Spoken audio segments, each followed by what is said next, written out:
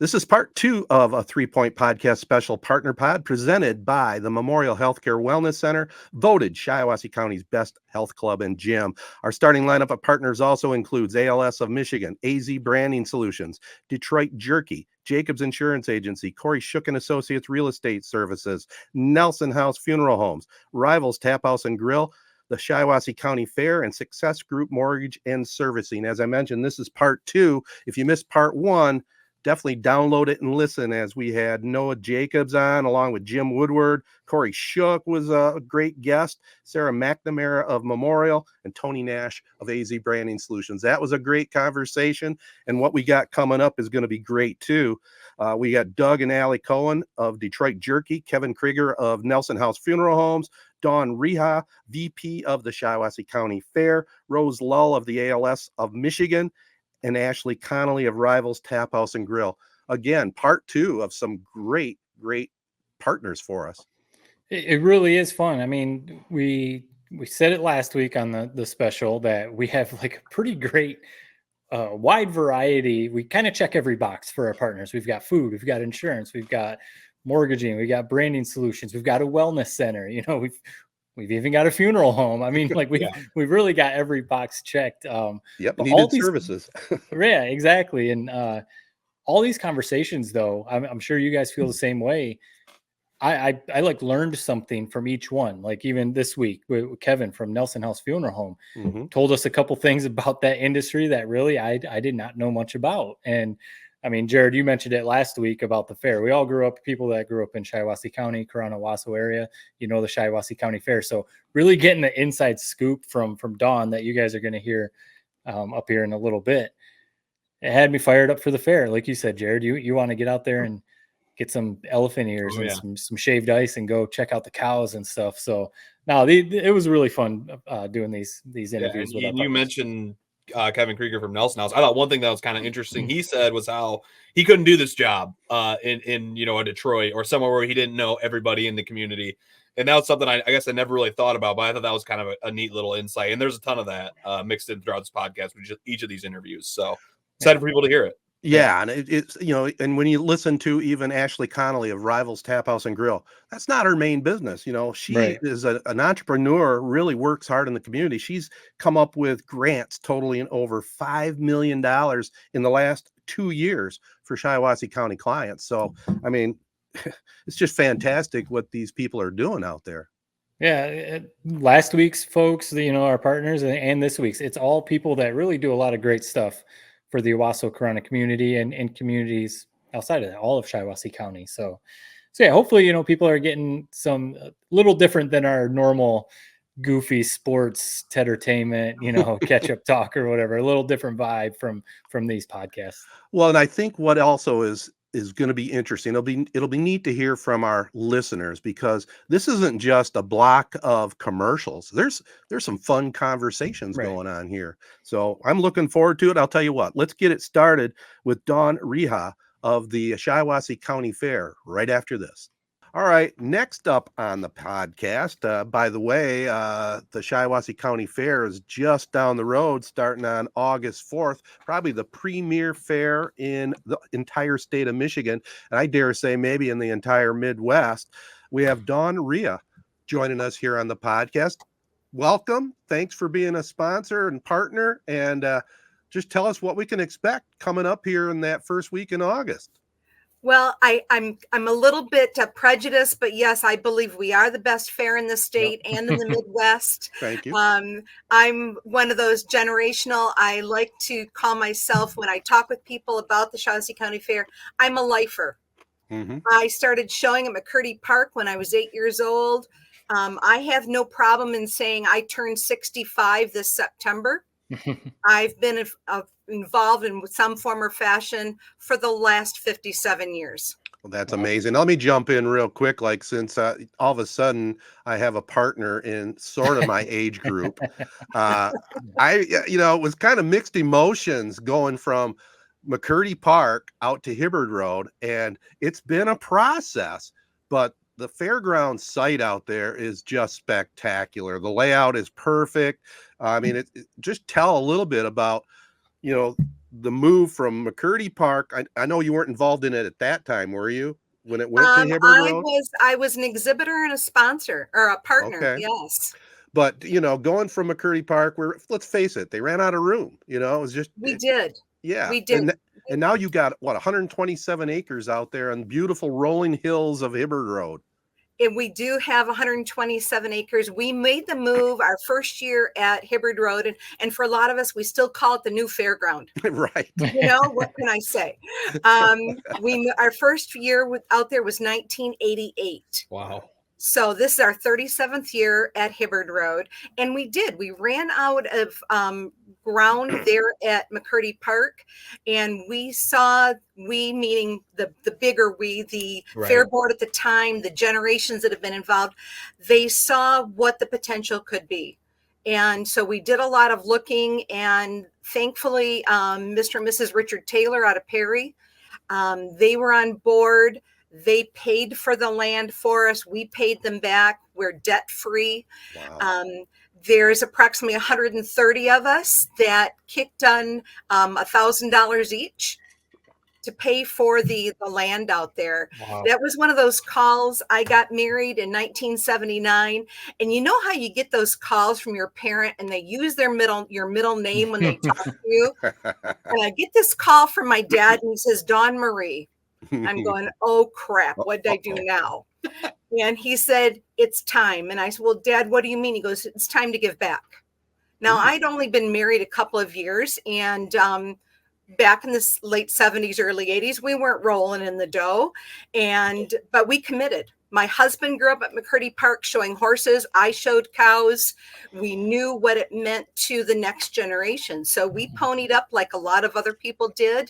And that was the beginning. And then hundreds of people donated time and labor to get us to where we are so we could open the gates to the Mid-Michigan community in August of 1988. And we've just been growing ever since. We average about 40 to 43,000 people during that week of fair. Wow. That's a lot of people. I mean, anyone who grew up in Shiawassee County knows the fair, whether you were a farm kid, whether, whatever involvement you have with that, I guess, community, what the fair is. And for me, like, I always remember, it always seemed to fall on when we were talking off air a little bit about football players and athletes in the area. When two-a-days started for football, it always seemed to fall on fair week. We'd go to two-a-days for football, then we'd go walk around the fairgrounds, replenish ourselves with elephant ears and shaved ice and all that good stuff, and then go back to football practice. So no, it's just a staple. I mean, it's some of my core memories for sure of growing up in Corona and Shiawassee County. And I second Ted and your thoughts on the quality of the fair. I've been to the Allegan County Fair. I've been to Iosco County Fair, and those are fantastic. Shiawassee County Fair is the best. I'd be curious to put it up against any in the Midwest. Sure. I've lived in Connecticut for 5 years. I live in North Carolina now. We've been here for about 8 years. And when I talk to coworkers and friends about the county fair, some people are just blown away. They're like, what do you mean? You walk around and you just like look at pigs and you look at horses, but then you also go on the zipper and you go on the Ferris wheel, and then you eat corn dogs, and you go watch the demolition. Yeah, the grandstand with the demolition derby and combine derby. And I'm just like, yes, it's the best thing ever. Like, it really is. It's the coolest experience. So I say all that to say it really is. Shiawassee County Fair is just such a cool thing. And my question, though, at least this question, how do you guys, so you keep what's always worked, the tried and true, but also, you want to try and get some new things, maybe for the kids, the younger kids. How do you keep what the county fair is? You don't want to change it, but you maybe have to do a couple new things to maybe get some different people in. What's the, I guess, balance there? What's the secret sauce? Yeah. That's the benefit of having a board of directors. There's 24 of us that sit around the table. And we have hundreds of volunteers that serve as department superintendents. And we value all of their opinions. Case in point, tried and true, demolition derby. Yeah. I mean, it is what it is. Yeah. Then we've got truck and tractor pulls and things like that. This year, we're adding a second rodeo, because we heard that people love the rodeo, that our gate numbers and our grandstand numbers, attendance wise, prove to that. We're bringing in TK Pro out of Oklahoma. Whoa. This year for Monday night. And for those that follow the PBR and things like that, TK Pro has been voted the #1 stock provider for the PBR for the last several years. So this is big time rodeo here. And we're still keeping Lost Nations, who we had last year, on Wednesday night. So 2 nights of rodeo. We've got bump and run on Sunday afternoon. Everyone loves to see the Gentle Giants, the draft horses. So all day Thursday in the grandstand is the draft horse obstacle course, Custer's mounted shooting team, and the grandstand's free that day. Then on Friday, we've got demolition derby. And then on Saturday is the big TTPA modified truck and tractors. And that's just grandstand. When you come back up to our free show tent, we've got the Clarksons, a local band. Everybody loves Jack and Tess Clarkson. We're touching back into some of our more ethnic roots. A lot of us are Polish or Czech by descent. We're bringing in the Kowalski Brothers Polka Band for Saturday night in the free show tent. And we have this amazing dance floor. So we're hoping that people come out and put up their polka shoes. There you go. And then we also focus on our schools and the tremendous success that they're having in our robotics programs. Oh, cool. So the Shy Robots robotics teams from all the schools will be there on Thursday to showcase what they're doing. We're bringing in Acre 55 Farm this year. And on Sunday, opening day of fair, we're doing a Battle of the Blooms. 10 different flower farms have been invited to compete for cash prizes and trophies on flower ranging and unique things to promote the flower farms in the area. So we're always looking for something different. We're putting a putt-putt golf course in the commercial building. That's a great idea. You know, and that's free. People can come in if they're tired from walking around the grounds, come in, visit with our vendors in the commercial building and shoot 9 holes. Yeah. So we're just trying to, we take in what other fairs are doing, what we've done, what people are saying they'd love to have at the fair, and we give it a try. Yep. I like to imagine it's almost like kind of like Santa's workshop where you guys are building up all year round for the big fair. And then once it's over with, basically, I guess what I'm trying to ask is when you guys plan for the fair, how much time or grace period do you give yourself after the fair to kind of appreciate what you guys accomplished before you start working toward next year? Grace time? What's that? The fair ends at midnight on August 10th at 12:01. We start planning for 2025. Wow. We've already got notes of things we want to do for 2025. And another thing I find fascinating is I don't know what else you guys do on top of this, but one of the things you guys do is housing like boats in the wintertime. Mm-hmm. Right. How much of your guys' time is spent kind of on the time outside of the fair and whether it's bringing concerts, whether it's housing boats, how much time is spent on that type of stuff? Quite a bit, because we like to say, well, one of my favorite sayings is we're more than just 1 week in August. Because starting in April through the end of October, with the exception of Fair Week, we have at least one horse show, a dog show, a rabbit show. This year, we've got we had the Strawberry Festival. We have the Michigan Honey Festival. We have different activities every silver weekend of the year. Wow. And then like you said, we have our winter storage that starts October 15th.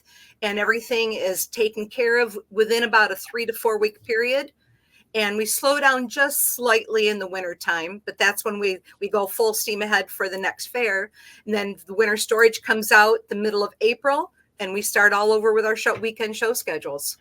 Wow, that's amazing. And you're going to keep us updated on all the upcoming events, throughout the year. We appreciate you hopping on board with us. Real quick, like I was just going to throw out there that it's kind of nostalgia when we think back to McCurdy Park. The fair every year, part of my childhood and our whole family's childhood, and everybody that grew up in Corunna in the area, got to look forward to Fair Week. Mm-hmm. Every day I was down at the fair, just causing trouble, I'm sure. But the whole new generation, we say the new fair, but it's all the generations now coming up. They get to experience the fair, the 4-Hers. It's just an amazing thing. That's just a rite of passage every single year, right? It is. I've been a 4-H leader for 27 or 28 years now. My 2 grandsons, ages 10 and a half and 8, are both in my 4-H club. They're showing at the fair, both their animals and their Lego exhibits and their photography. It's truly about nurturing and looking ahead to what that next generation wants to do. I mean, back in McCurdy Park days, who would have thought people would put together Lego models and exhibit them at the fair? I mean, seriously. Right. Last year, one of our growing departments is the welding department. If you were at the fair last year in the exhibit building, there was a young man that cut out and lasered and welded together a giant Hornet that is now up in New Lothrop at New Lothrop schools. Wow. Yeah, so we're always looking to see what is the next thing for the next generation. I got one more quick question. You're kind of like the czar of the fair. This is I need to know. No, I won't go there. I'm the vice president, but close enough. What is your favorite fair food?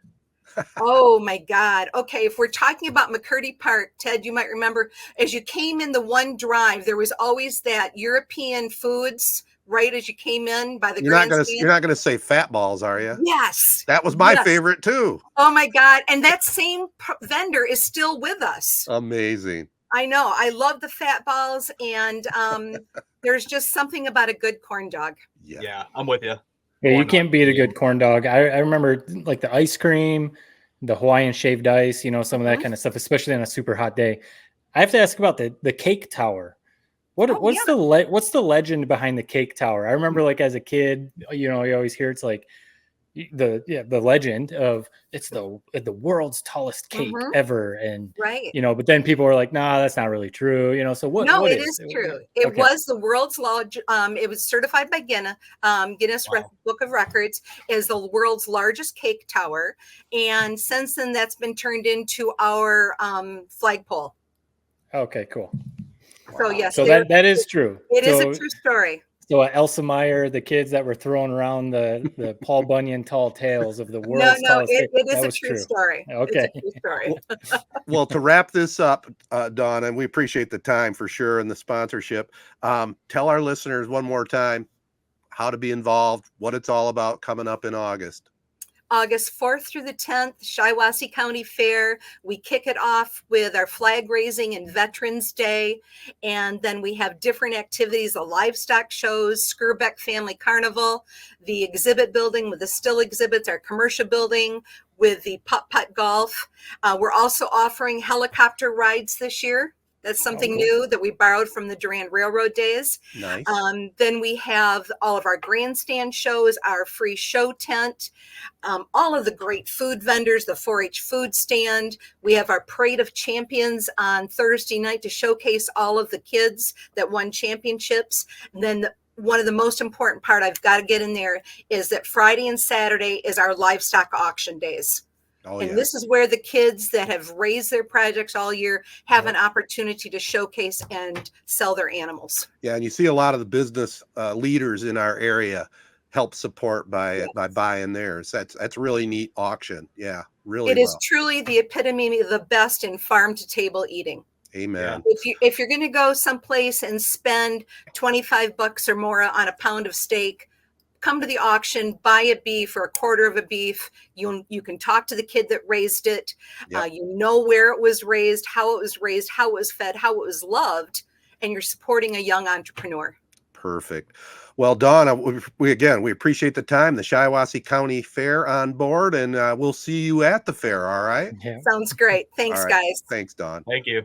Well, next up on the pod, we have Ashley Connelly, the owner of Rivals Taphouse and Grille, who's been on board since day one with us.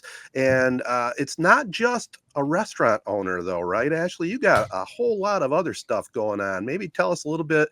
We'll talk about the restaurant, but tell us about some of the other things that you believe in business. Yeah, so So a couple years ago, I decided to do the crazy thing and start my own consulting business. It was during COVID. I had 2 kids. I was living in Detroit, working at a nonprofit startup, and I thought, well, something's got to give. This is too much. So I started my own consulting group called Lion Bear Ventures. It is a grant writing. It's a grant writing firm. So there's a couple of us now who work for me, but a bulk of what we do too is what we say is that we believe in economic development through small business growth. And so I had the crazy idea in my first year of having my own consulting group to go ahead and purchase a small business. So this is where Rivals enters the scene. I was doing work in Shiawassee County, and I said, well, what's for sale? I love food. How about a restaurant? And I bought Rivals. So I tell people that I was cursed with 2 very successful businesses that compete for my time. So I've got Rivals, and I've got this grant writing group that I lead up. Well, that's cool. And obviously, like Ted said, Rivals has been on board since we started this podcast. We've always loved helping promote Rivals, and Rivals does a good job. We have some cool events that we do with Rivals. So we have a really, really good time with you guys over there at Rivals Taphouse and Grille. You guys also have a great menu.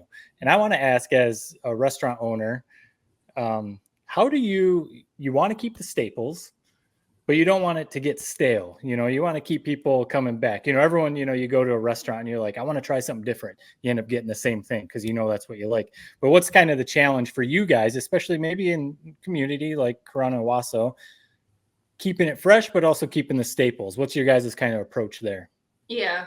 It is a struggle because no matter who you ask, they'll tell you that they want to see new things on the menu. And then the problem is you can't just keep making the menu bigger. So sometimes things have to come off. So then the people will to let you know what they're missing. But I think there's a lot of value in keeping it fresh. It keeps the staff excited about doing new things and encourages them to, learn and develop and move with the times. So I like to let my staff do a bulk of that. I want them to feel like they're leaders and have ownership over what they do. So the kitchen manager, he's my head chef, and we also have a sous chef. So each month they'll bring their own specials, and we talk about it as a group. And hey, deep fried Oreos. Well, if we've got all this pancake batter, is there anything else we can do with it? Right. So we're encouraging them to, and they follow social media and they talk to the guests. We also like to bring back a lot of old favorites, and we found that to be quite successful. So if someone's telling us that they haven't seen this thing that they used to love, we bring it back, and it actually gets a lot of attention on social media. So just kind of a rotation of the oldies but goodies, but then also giving the staff an opportunity to be creative. So you've consulted with other businesses, and obviously you're a business owner yourself. What are the differences between running a restaurant and running your typical business? What are some of the major differences that you see? That's an interesting question, because I had grown up working in restaurants. So I kind of thought I had it figured out. And then when I graduated from college, I did a lot of work in manufacturing. So I was a project manager and a financial analyst at a lot of manufacturing firms. So I came in owning this restaurant thinking, this is just like manufacturing. We're just manufacturing food. Right. And I was quite wrong. Now how I actually describe a restaurant is I actually describe it as more of like a sports team, because there's so much passion. There's all these personalities. It's like sometimes the stakes are high. Sometimes it's boring and slow, and it's always evolving. And then you got to it's just managing all these different talents, but making sure they can deliver results, because, time is of the essence, and it is like fast pace. So I said, it's not actually manufacturing. I think of it as a sports team, and I'm trying to be the head coach, or at least find a head coach that can lead this crazy, very skilled, very emotional at times team that we have. Well, every sports owner, they got to have a coach, like you said, and you got to have a GM. And I understand you've recently hired a new GM. And by the way, I had the barbecue brisket nachos last night. Very good. But a challenge is you got a new GM. Tell us a little bit about that. And I think the biggest challenge is, and it's in business all over the place, hiring employees that stick around. Is that one of your challenges? Yeah, it is. It's like a team, like you're trying to build, you see all this talent out there and you're trying to encourage that talent to stay with you and keep them motivated. And it's a passion thing a lot of times, and making sure that you can get them the money that they think they earn. So we're really excited to say that we hired a new general manager. We expect him to start next week. I'm sure he's going to be a good dude because I'm from New Lothrop and he married himself a New Lothrop girl. So I know that he's got a good head on his shoulders. Yeah. But yeah, it was sad to see Eric Lab was our general manager last year, but he decided to move on to bigger and better things. He's doing his own, he's a real estate agent now. So if anyone's looking for a good real estate agent, make sure to look up Eric Lab. But we were sad to see him go, but we're really excited about, this next team that we've got coming. And so with the general manager coming on, that'll give me an opportunity to focus a lot more on the grant writing work and developing the business and doing some cool, exciting things like bringing BG with Boo Jew's Barbecue, perhaps back to the patio this summer. He had a wonderful event at the Pride Festival, and that's an example really of what motivated me to buy Rivals, was offering opportunities to those aspiring to become business owners or do more of themselves. BG's been talking about doing his own food trailer for 7 years, and this was his first opportunity. And so I was really proud to have Rivals, for us to open that door for him. And hopefully this is just the launching pad for bigger and better things. And we'll keep an eye out, see if Boo Jew's Barbecue takes off. That's cool. Yeah. I mean, Rivals has always been, since it opened, it's a great spot right there, in Corona, Owasso. I mean, I know it's technically Corona, but it seems like it's Owasso. That's always kind of funny to me. But can you talk about maybe like, you're talking about sports teams, the ups and downs, maybe of the hot season, the slow seasons, kind of like how you guys balance, obviously football season, especially in that area is a busy time. Maybe like trying to find events during the spring, during the summer, maybe when people are out on vacation or whatever, where you can keep people coming in the doors. Is that something, again, you seem to, it's really cool. You give the ownership to your employees, something you kind of leave to them, or do you guys kind of brainstorm ideas, or how do you say like, hey, in the dead of the summer when no one is really wanting to like go out, like what can we do to bring people in? Yeah, we talk about that. We have a staff meeting every Wednesday. And trust me, they're texting me all the time too. So even this past week, they said, what are we doing about our specials? We got to, we're simplifying them. I see that we got drink ones. We're going to have food ones so I let them come to me with a lot of ideas. I bring ideas to them too as well. But you're right. The summer tends to be kind of slow for us. I think a lot of people spend, the time up north. The patio could be hot. So we're thinking maybe trying some barbecue on the patio if we can get that going maybe before the end of the summer. During October, November, we don't have to do much to promote that. We just got to show up to our jobs or stuff. So we don't have to do anything to encourage people to come in at that time. But we just try to listen to what people tell us they think, and then just so Tuesdays. BG, who I mentioned earlier, he is DJing. So on Tuesdays, we have DJs at 7 p.m. Wednesdays, we have trivia at 7, but we also do Women Wednesdays. So I'm there every Wednesday at 4:30 with a group of women. We try to open it up to people who, especially women who are minded, community minded, to come and get together. And then, we're doing pizza specials on Sunday, free breadsticks with the purchase of a pizza. So just follow us on Facebook because we're always doing something. It's never stays the same. There, real quick, I know Jared, you got one free breadsticks with the purchase of pizza. Can't go wrong. Right across the street, Little Caesars. I mean, that was why you always went to that Little Caesars. Won the arcade games in that Little Caesars, but you got free crazy bread with your purchase of pizza. So that was a no-brainer. Good call there. Yeah. It wasn't my idea, so I'll give my credit to the staff.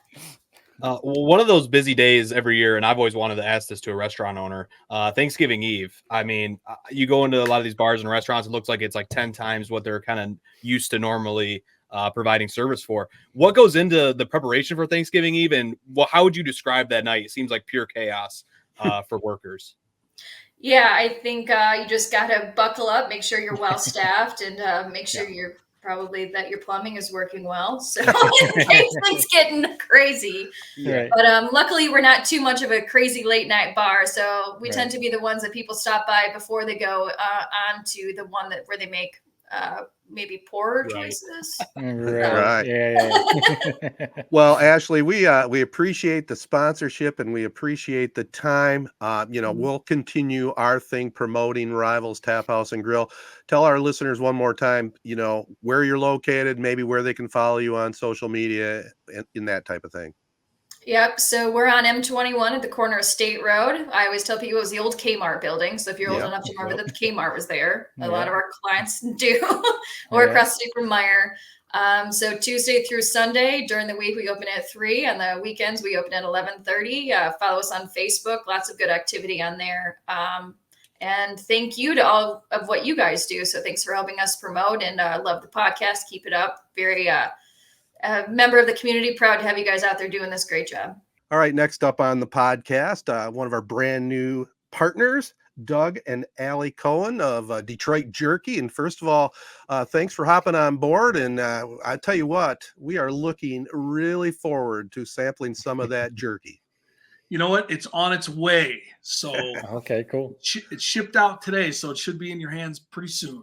Yep. Well, awesome. Well, just tell our listeners a little bit about the history, taking over the company, where you want to go. I know, your products all over the state of Michigan, even starting to get nationwide. Tell us the journey, how we got to this point. You can start. So I will start. So before we bought the company, I was a huge fan of the product. I was actually a taste tester for the Michigan Cherry Bomb flavor, and it is bomb. It's so good.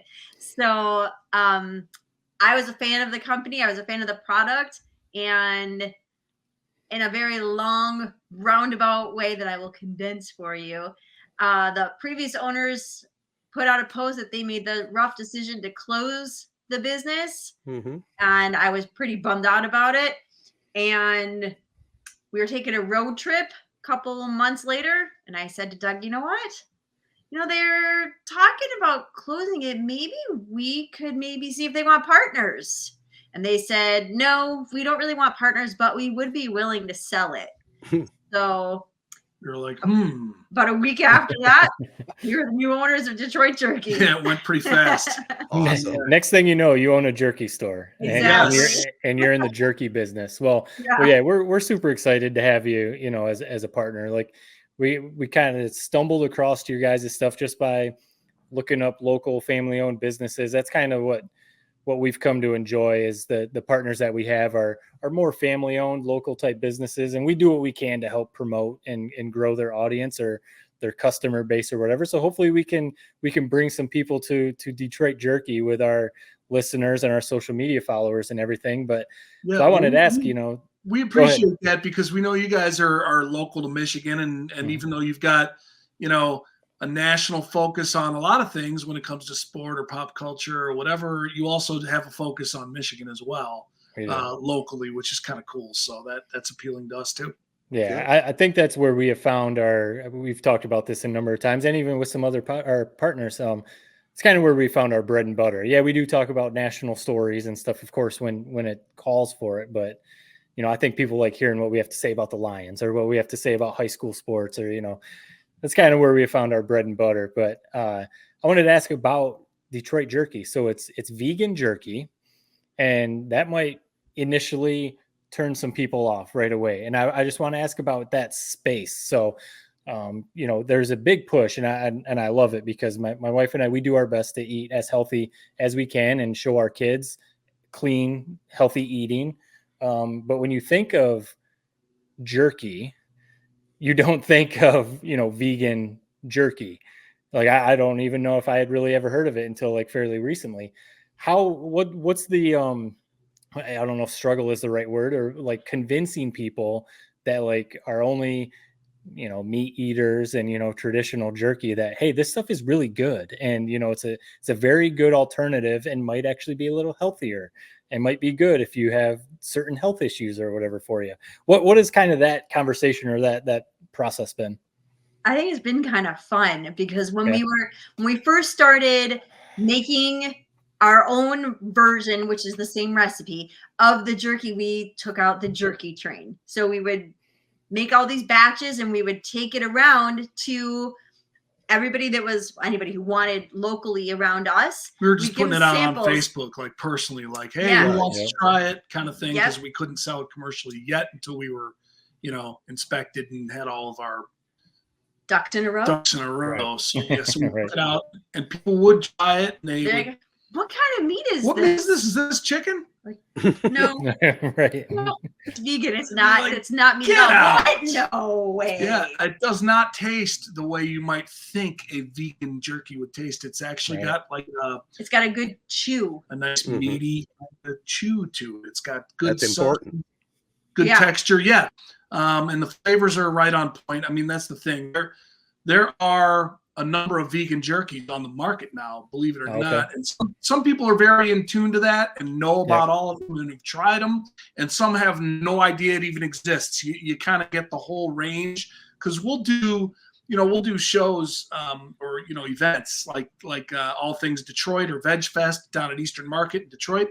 And so you meet a lot of people who come by your booth, and like Veg Fest, people were there for the vegan products. All Things Detroit, not necessarily. So some people would come just looking for Detroit stuff, and they might not know. And so you do have some of those conversations.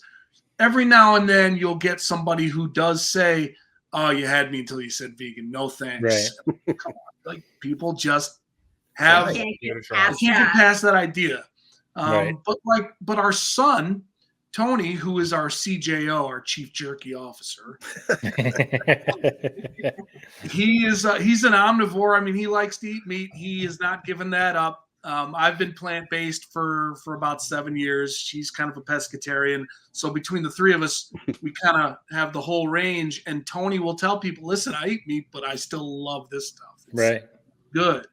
So, and the other part of it, I guess I would say is, I don't want to listen. Before I went plant-based like 7 years ago, I was a carnivore. I ate a ton of meat for years and years. So I'm not going to like get all preachy and judgy, when people say they don't want to eat vegan stuff and they like to eat meat. But at the same time, you could also say to somebody, hey, it's not going to hurt you to try this. I'm not saying you have to go vegan if you're going to buy this and try it.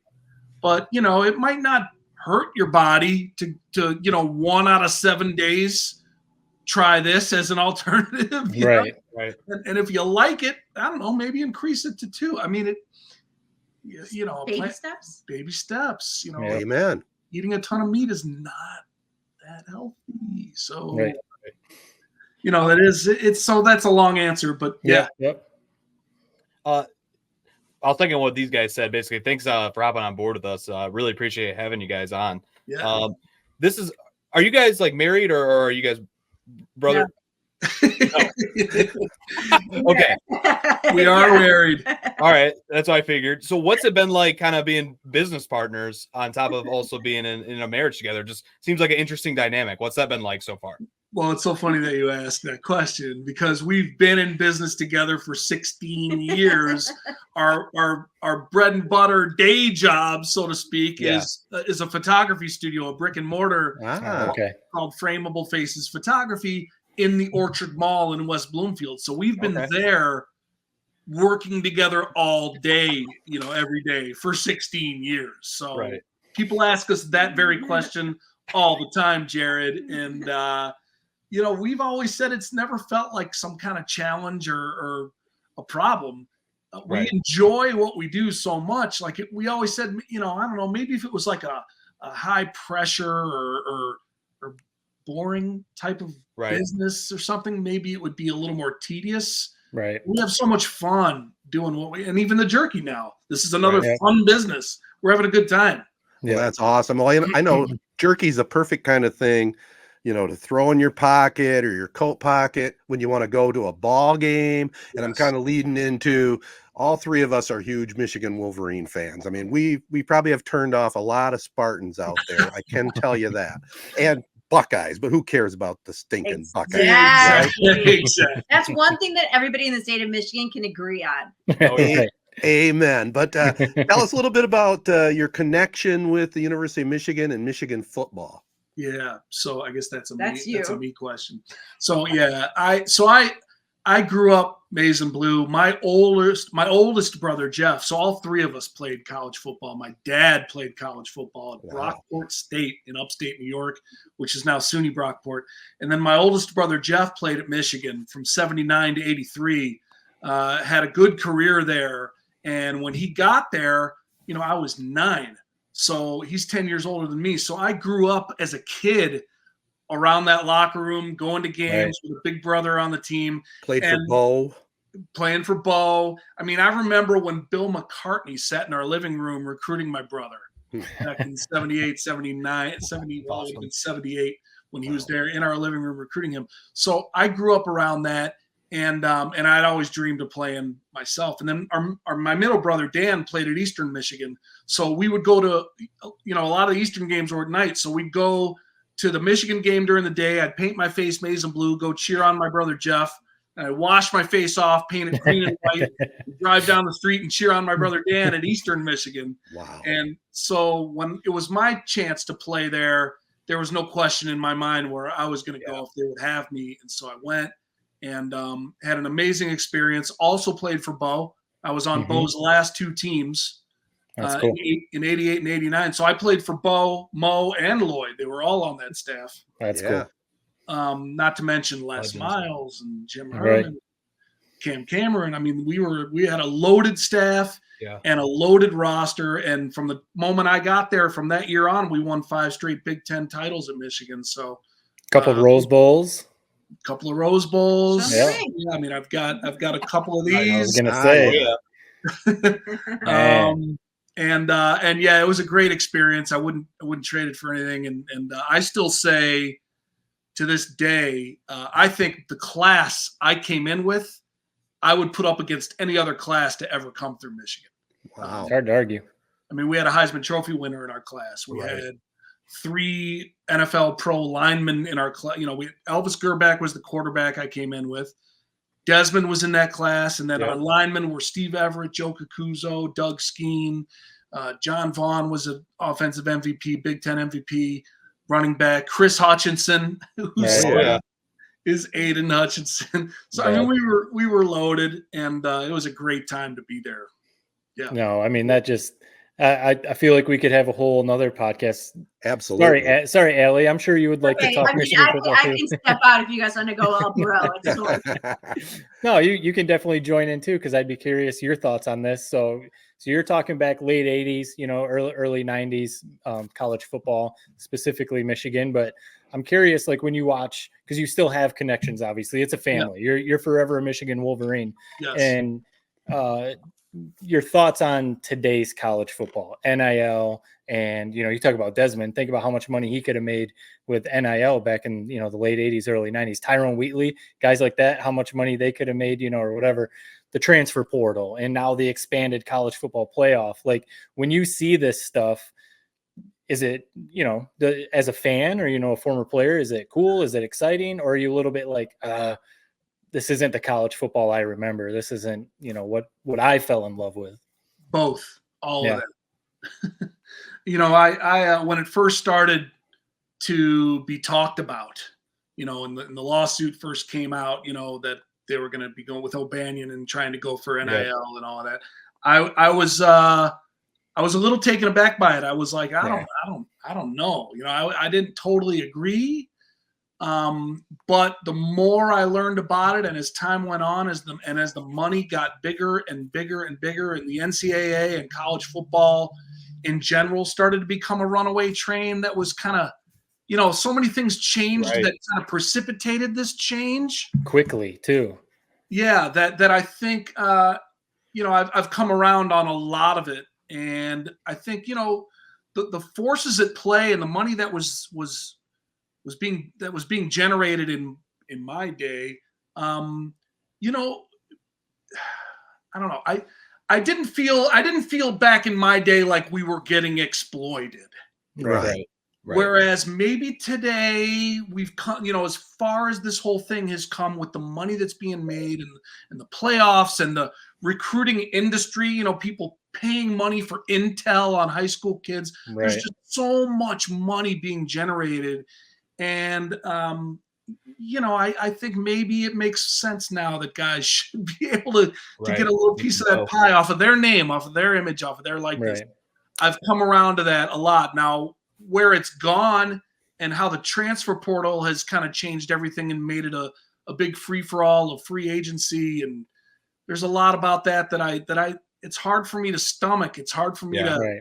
the old school part of me Yeah. has a tough time with it because I've always grown up such a loyal maize and blue guy that the idea of transferring and leaving Michigan for me and really all of my buddies that I played with was so foreign. Nobody would ever think of doing that. Right. And now so many people do it. And it is the way it is. You can't, you gotta. Not going to change. Yeah. You got to adapt. Well, Doug, you're going to be, we'll call on you on special occasions for Michigan input, okay? Because we are huge Wolverine fans, without a doubt. But we're going to leave this with your lovely bride, Allie. All right, Allie. Your time to do it. Your time to do a quick pitch on Detroit Jerky. Tell our listeners how to get it, where to find it. You know the story. So you can find Detroit Jerky on the website at DetroitJerkyLLC.com. Also on the website, we have a store locator, so you can find out where close to you, if there is a store, and if there's not, you should let us know. And Sweet mesquite. That's yummy. Yeah. What's your favorite flavor? My current favorite flavor is hickory cracked pepper. Wow. It's very yummy. That sounds good. It's really, really good. Yep. All right. Well, we're going to keep encouraging our listeners to definitely check out Detroit Jerky. If you're in a store and they don't have it, tell them you need it. Tell them you need to get a hold of them. Absolutely. Because right now we're in about 20 some odd stores and we want to be in more. And that's often how it happens. Literally. It's either me just picking up the phone and calling a store or a customer telling a store to pick up the phone and call us. So we're looking to grow it. Sounds good, guys. Hey, we appreciate the time. Appreciate you hopping on board with us. And I will stay in touch, okay? Great. Absolutely, Thank you guys. so much. Thanks a lot. Thank you. Happy to be a part of your podcast. You guys are doing a great job. All right. Appreciate it. Thanks a lot. Thank you. All right. Next on the podcast, we have Kevin Kregger, one of the owners of Nelson House Funeral Homes. I mean, you've been around a long time, Kevin, but the premier funeral home in our area. Again, thanks for joining us on the podcast. Thanks for sponsoring. And just tell us, I think probably one of the main services you guys offer is family planning. You know, for my parents, it was so important that the plans were all laid out. We didn't have to worry about that in our grief. And I would think that's probably one of the key things that Nelson House offers. Yes, besides our personal attention to each family member that comes through, it is a good gift to your family to go ahead and, God forbid, we all know the time's going to come, but we just don't know when. And when that time comes, you want to be able to come together as a family, love on each other, and not have to really think, for the little things that we ask of somebody when they're going ahead and planning their funeral. I kind of want to take it. Hey, Kevin, this is Jared here. I kind of want to take it back to the start. I mean, it's so fascinating how you even got into this field. I mean, it's definitely fulfilling, but it's an interesting career choice. Can you kind of take us back to when you first decided to make this your career? Whoa, that is take me back about 29 years. To be right up, it was a God thing, really. It really was a God thing. I grew up, just by like every other little teenager, young kid, fearing the loss of their mom and dad. And, next thing you know, I'm, taking care of the elderly in their home. Then I meet my wife, and her family went to church. And from there was one of the owners went to church with us, and I was going back to school to further like a nursing career. And he said, why don't you come into the mortuary? And I gave it some thought, and he, kind of tugged at me a little bit. And next thing you know, here I am. That's pretty, it's awesome. What has like, what are maybe some of the things people don't think about? I mean, first off, I'll second what Ted said. With my grandma and my grandpa, I felt like those funeral services were just very beautiful, very well done. Like he said, it was just a weight off our shoulders that we didn't have to worry about any of that. But what are some of the parts that kind of go into your job that maybe people don't quite understand or realize from afar? I guess the long hours and all the work that's done behind the scenes to make everything pulled together. And it's not, just us. It's, the churches working with us, the cemeteries. Right. Everybody's got to work together to make it work right. So, and especially the families have got to work with us. So, and this is something I've always kind of wondered, when you guys set up, I'm not sure what the proper term is for it, but when you drive from the funeral home to the cemetery and you have the whole line of cars, what goes into making that happen? Do you have to reach out to the police, or how does that even get done? Well, I tell you, yes, our sheriff's department is really good to us. And so is our, the city of Corona and the city of Owasso. They are starting to work with us more and more, because it's a last minute type thing, or not last minute. Right.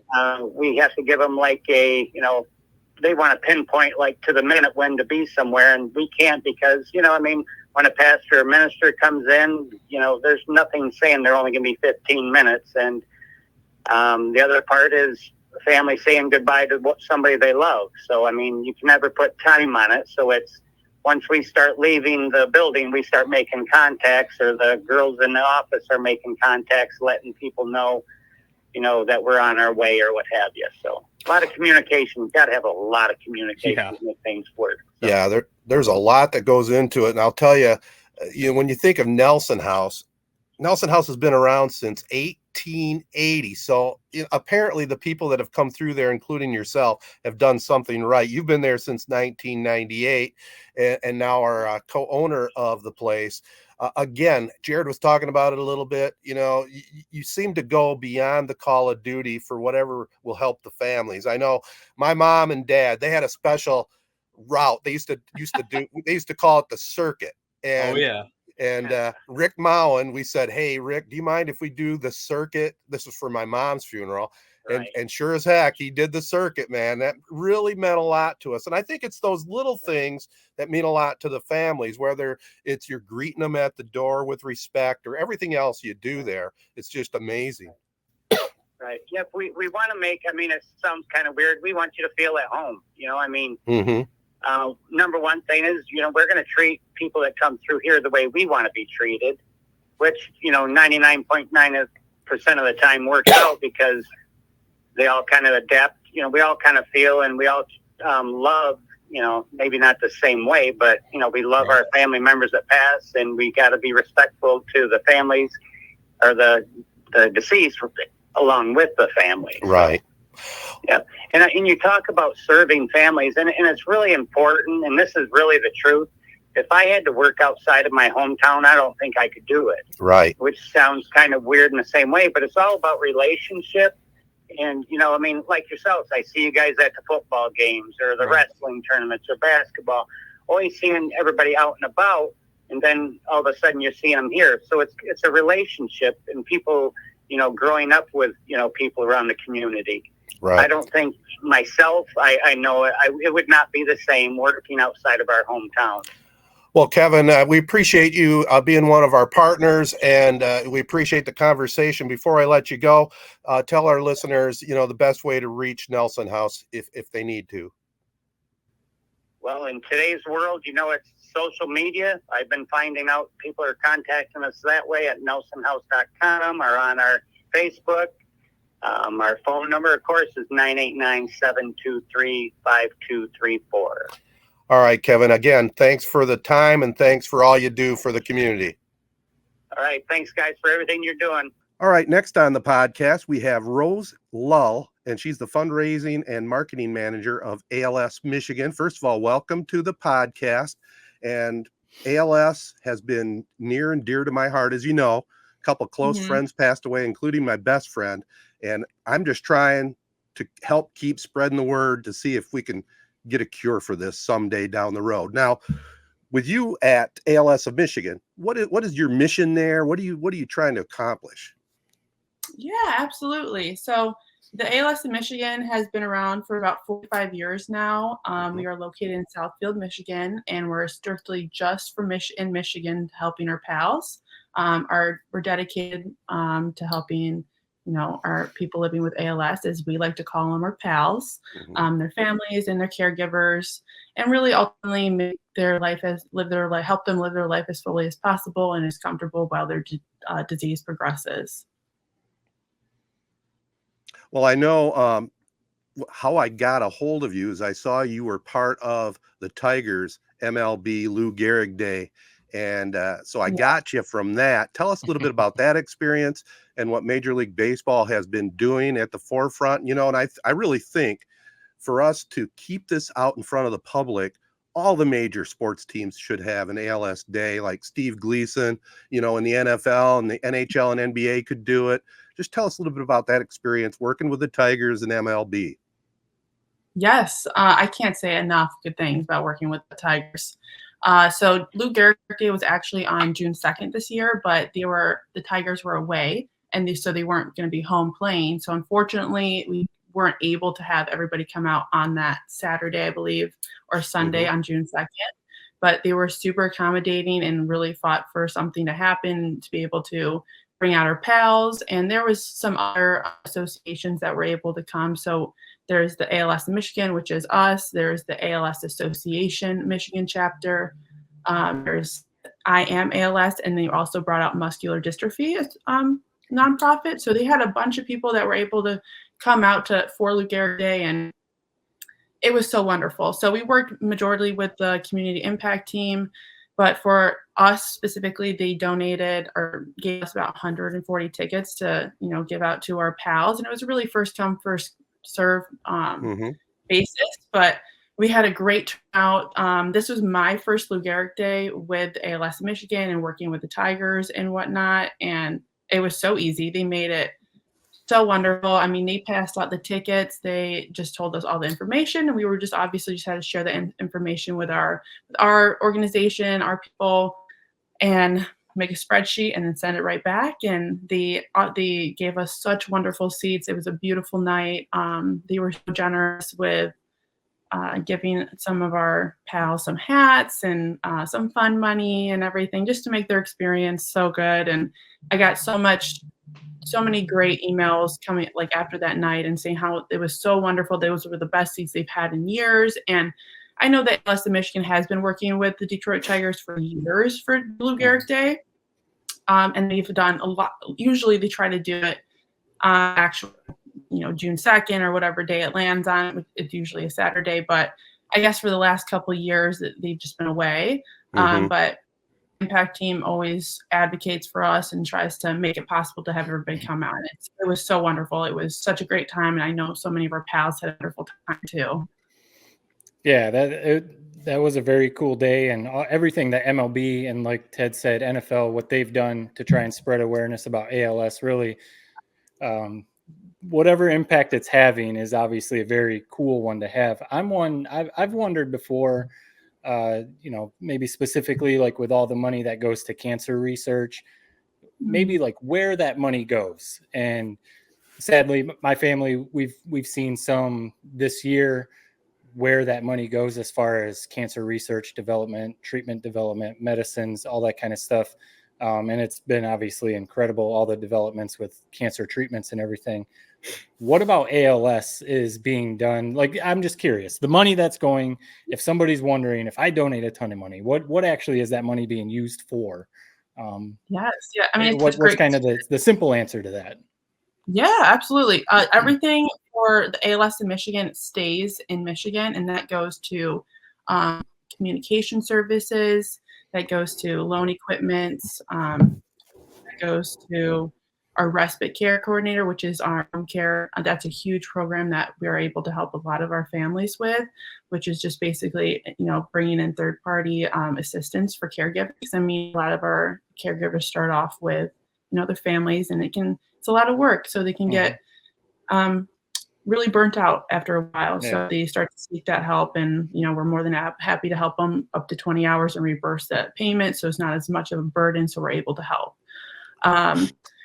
But everything stays in Michigan and helps directly for the PALs. So, for the respite program, if someone needs a specific equipment that they're not able to get, we have a loan equipment in our basement. So we have wheelchairs, Hoyer lifts, anything that you can really think of that'll help everyday life. We have, iPads for eye gaze and everything with our speech pathologist. We have our social workers, and so they're able to do the sport group. So a lot of everything just goes directly back to our pals with whatever they need, essentially. Yeah. Matt mentioned a little bit about cancer research, and the money that has gone really has made a big difference. I mean, all of us have been touched by cancer. There's no question about it. ALS is a little bit more, on the side, but when somebody gets it, it's devastating. And what you guys do for the support is awesome. It's incredible. I've watched it firsthand how important it is. But the big question is, and I know you don't have an answer for it, but the research on trying to figure out the root cause and maybe somewhere finding a cure or extending life. I mean, do you have any input on that, where overall research is at? Unfortunately, I don't have much of a input on where research is at, just because the ALS Michigan where I work at, we don't fund research. The ALS Association, the Michigan chapter, which also has another wonderful mission that's similar to ours, but they additionally support and fund research. But so I don't really have the resources or the answers to give you that, unfortunately, just because that's not my expertise. But I know they're working hard at it. I know all the people that are funding it, that they're collaborating with, they're working very hard, and the ALS Association is a great place for the funding of that. Sure. It's just one of those things that's similar to cancer research. I mean, it's the smartest, brightest, most intelligent people in the world trying to study this stuff. Same with ALS. And it's just crazy that they can't figure out like a root cause, like Ted said, or like a specific. I mean, they've been able to develop very, very, very good, great treatments and save a lot of lives and everything. But to be able to find just a simple cure, it's just crazy that they haven't been able to for ALS, for cancer, and some other things. I'm still so surprised that they haven't gone so far. I mean, with cancer research, I mean, it blows my mind that there's not something yet. But as of now, there's still no cure or cause, or we have some treatments for ALS, but I don't think it's very many of, just not a lot. But as of now, no cure. Of course, it's devastating, and everybody's really fighting that cure. We want that cure so bad. Everybody does. I mean, just to help something with the cause of it and the progression of it and everything. Yeah, I think the tough part with ALS is I don't know what the statistics are, but I would think the majority, they don't live long enough to have that long research. It's, I think, a 2-year, 3-year cycle in the majority of the cases. So that makes it awful tough as well. And then trying to figure out the root cause of it, because it's weird, but this state of Michigan, I think, per capita has the highest rate of ALS. And where's that come from? I know. Is it pesticides? Is it head trauma? Nobody knows. Right. Yeah. Is it the water? Who knows? Because I know the Great Lakes is that's a big topic that I've heard sometimes. Again, it's all, you just think from things that you've seen, but it's for fact. But when I first heard that, I first started working with the ALS of Michigan like 4 or 5 months ago. Telling me all these facts, and I was asking our social workers, I'm like, is there any location where you have more patients than others, or is there anything that's, I guess, a progression of like a lot of the same for our patients? And they're like, it's so different, everybody. It's so different. And but they've seen higher rates of around, water, but we're the Great Lakes state. So, that's everywhere. So, does that have anything to do with it? Who knows? It's really, but it's very odd when I found, I'm like, Michigan, the number, like the highest accident rate. What? Right. That's crazy. Well, none of this is necessarily fun, but not at all. The Tigers event was fun. Do you guys have any other events like that similar coming up that people can kind of keep an eye out for? Yes. So we have a walk. We do 4 walks every year, our annual walk. So we have September 22nd and September 29th. So there's 2 locations on each day. The 22nd is Lansing and Midland, and 29th is Stony Creek in Kensington, so in Milford, Michigan. And you can go on our website, alsofmichigan.org, and you look for fundraising events, and it'll give you all the information to register and help support us and everything. Awesome. Well, Rose, it's been a pleasure to get to know you here just for this short conversation. Yeah. Like I said, we'll have you on down the road. We do promote ALS of Michigan at the end of every podcast. So if you have anything that comes up that you think we should get out the word out there, like the events you just talked about, please email me. We'll set up another interview and we'll get deeper into it. Okay. Awesome. Thank you guys so much. Thank you, Matt. Thank you, Ted. It was really nice meeting you guys. Thanks, Rose. We'll talk to you down the road. Well, thanks to the Memorial Healthcare's Wellness Center for being one of our title partners. Join the Wellness Run Club headed by Rachel Smith and Ben Jacobs. Also, our lineup of partners include ALS of Michigan, AZee Branding Solutions, Detroit Jerky, Jacobs Insurance Agency, Kori Associates Real Estate Services, Nelson House Funeral Homes, Rivals Taphouse and Grille, the Shiawassee County Fair, and Success Group Mortgage and Servicing. Special thanks to our guests, Doug and Allie Cohen of Detroit Jerky, Kevin Kregger of Nelson House Funeral Homes, Dawn Reha, the VP of the Shiawassee County Fair Board, Rose Lull of ALS of Michigan, and Ashley Connelly of Rivals Taphouse and Grille. Another fun one, guys. This was interesting to hear their perspective on different things. Yeah, I would think everyone who listened got something new, whether it was from Kevin with Nelson House, a little more inside information about the Shiawassee County Fair, even about the ALS Association and everything. So a little something for everyone, that's for sure. Even probably a lot of people that didn't know vegan jerky was a thing. So. I didn't until we signed on with them. And yeah, so for sure. I think a lot of people are also happy maybe they just don't have to listen to our blabbering mouths as much as last week. Mine in particular. So and I'm sure some people appreciated that. All right. Well, guys, as we say every week, peace and love, everybody. Be kind. Thanks for listening.